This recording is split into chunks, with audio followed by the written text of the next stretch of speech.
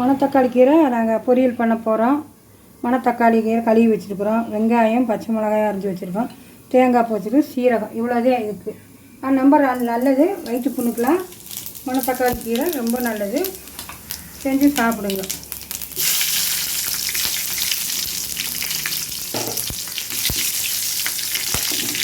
இந்த சின்ன வெங்காயமே நல்லாயிருக்கு. சின்ன வெங்காயமே போடணும்.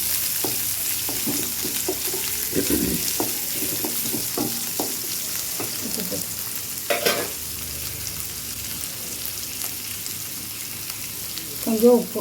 கீரை அவ்வளோ சின்னமாக புரிஞ்சு வந்துடும். அவ்வளோதான்.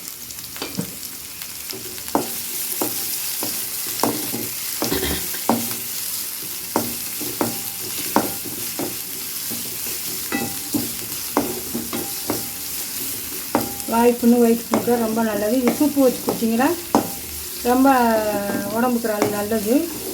புண்ணு எவ்வளோ புண்ணு இருந்தாலும் நல்லா ஆக்கிடும். கிடைக்கிறவங்க செய்யாமல் இருக்காதீங்க, செஞ்சு சாப்பிடுங்க.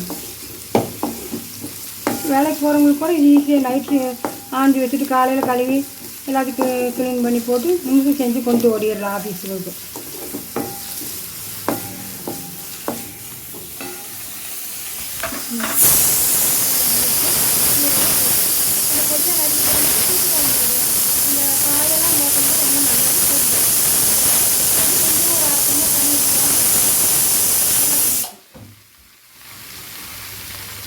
இல்லை இது அப்படியே குடிக்கிறதுக்கு செய்கிறதா இருந்தால் கீரை, வெங்காயம், பூண்டு எல்லாம் போட்டு முருங்கை சூப்பு மாதிரி வச்சு சாப்பிடணும்.